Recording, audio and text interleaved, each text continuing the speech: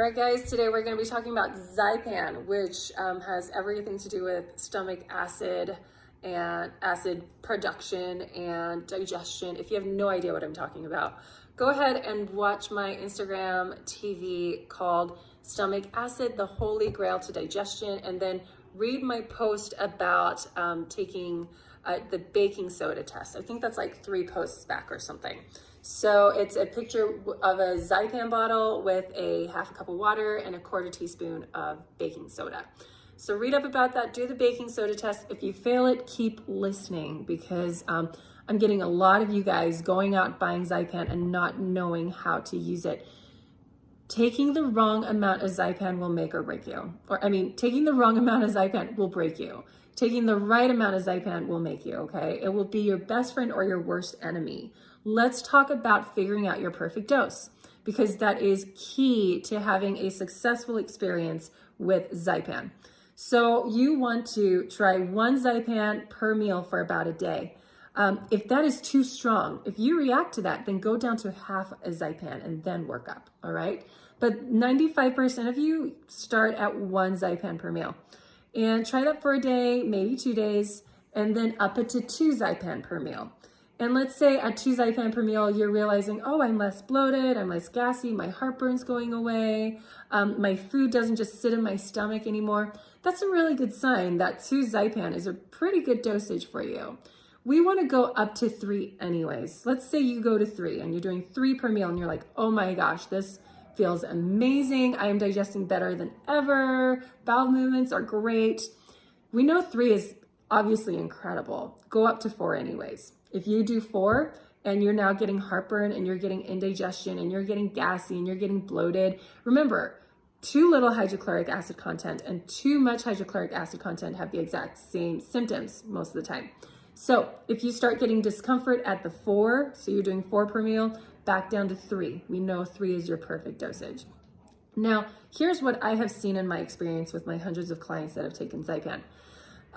There are some meals that will require more Zypan and some meals that will require less. So give yourself permission, once you've figured out your perfect dosage and you're utilizing it for a while, give yourself permission to play around with that. So what do I mean?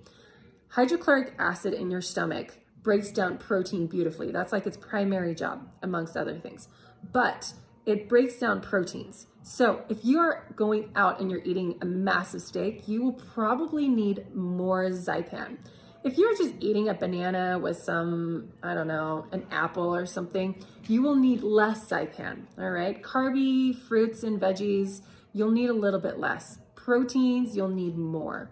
So let's say your meals where you have protein in it, you might need 4 Zypan versus 3 Zypan. So feel free to play around with that. Now, will you be on Zypan forever? No, we don't want you to be on Zypan forever. We want to utilize Zypan to help improve your digestion, because when you are digesting properly, you're absorbing properly. When you're absorbing properly, you're healing properly. And then inflammation goes down in your gut and your gut starts to heal. And then the stress in your GI tract starts to decrease. And then you can start producing your own hydrochloric acid. So that is the goal. Now, the other question I get a lot is, how long am I going to be on this? And the answer is, I have no idea.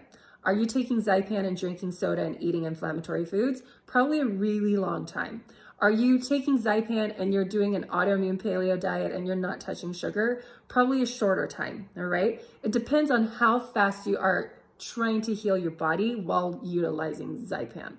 All right, so there's no golden answer to that question. It just depends on all the other lifestyle factors that you are incorporating in your life. So that's Zypan in a nutshell. You want to be very careful with your dosing. You want to go slow. Again, if you need to go slower, you can.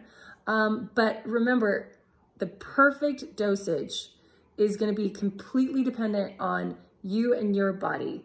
I find when I am having more stressful weeks, I need more Zypan. So if you are encountering that one week where you have more stress and you're having more digestive upset, maybe increase your Zypan a little bit. You want to become really intimate with Zypan, right? It's going to be your best friend for life. Well, hopefully not for life, because you're not going to have to utilize it all the time. But you really want to understand how your body reacts with it. All right, so play around with it, get to know it really well. When you're starting, start off slow and make sure that you try to figure out that sweet spot where it's just working perfectly for you. And I think that's everything. Did I cover everything, Tristan? Sorry, I didn't. He wasn't listening. He's sitting right here and sometimes he's like giving me prompts and stuff. So I think I covered everything. If I didn't, I'll just do another video. So there you go.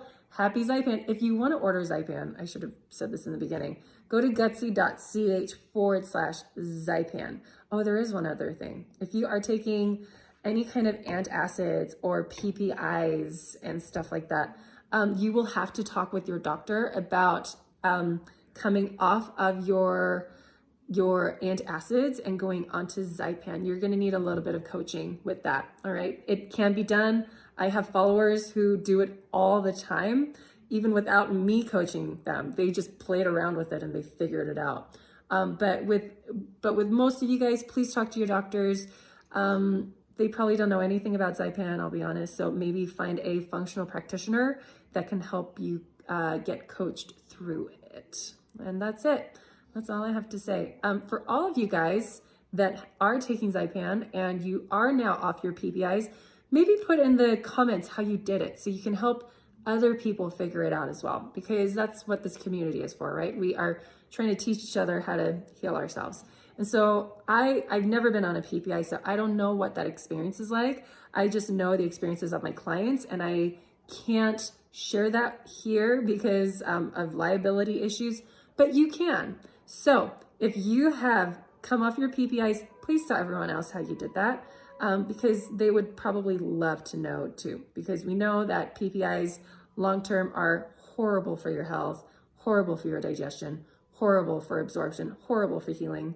So they're not good long-term. Also, you should check the box because the boxes on them typically say you shouldn't take PPIs for longer than 2 weeks. And how many of you guys have been on PPIs for years?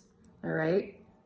Informed consent can sometimes go a long way, but most doctors don't really share that. So, and that's unfortunate. So let's start talking and helping each other out here in this community. Post in the comments how you got off of yours. I am curious to hear too.